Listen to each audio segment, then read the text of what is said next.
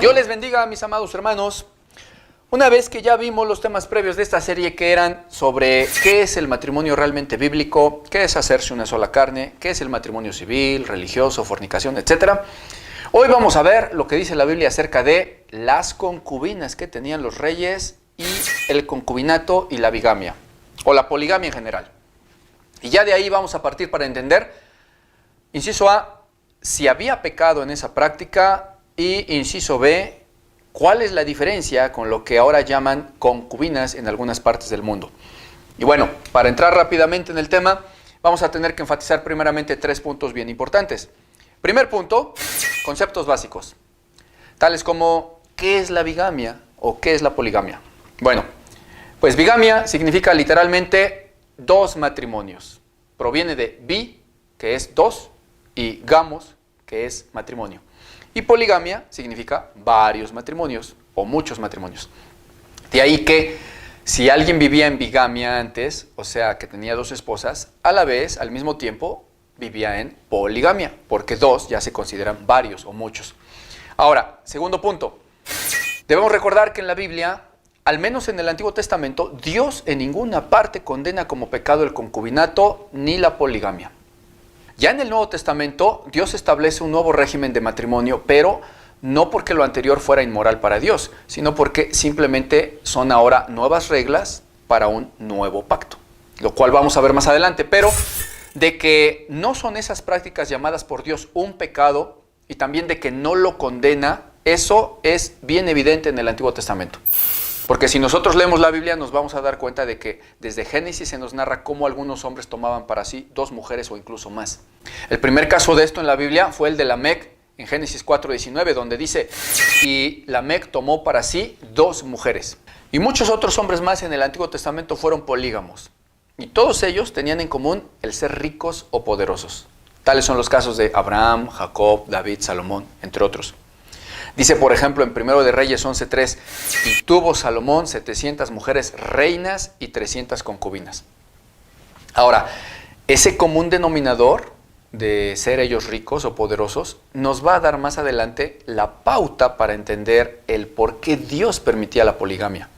Pero primero vamos a enfatizar como conclusión bíblica con estos ejemplos sobre Abraham, David, etc., que Dios en el Antiguo Testamento permitió la poligamia y el tener concubinas. No era ninguna falta.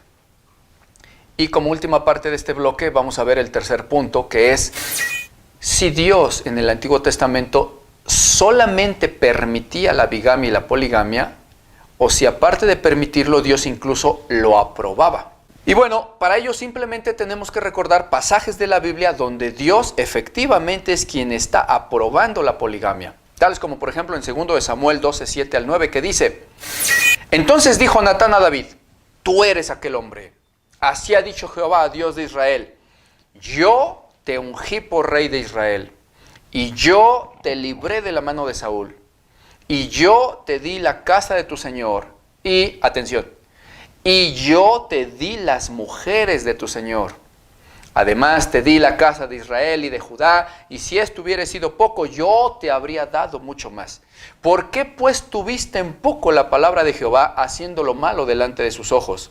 A Urías Heteo heriste a espada, y tomaste por mujer a su mujer, y a él lo mataste con la espada de los hijos de Amón, etc. Como diciéndole Dios a David, yo te di muchas mujeres propias, ¿por qué tenías que ir a tomar una ajena? Notemos, mis amados hermanos, que es Dios mismo quien dice haberle dado todas esas mujeres que tenía David.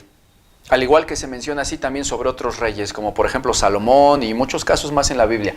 Luego entonces, al menos en el Antiguo Testamento, Dios no prohibió la bigamia o la poligamia, sino que incluso la avaló, puesto que Dios nunca consideró eso como una cosa inmoral. Y bueno, aquí es la parte donde quizás alguien en contienda quiera decir que no es así y que sí era eso inmoral.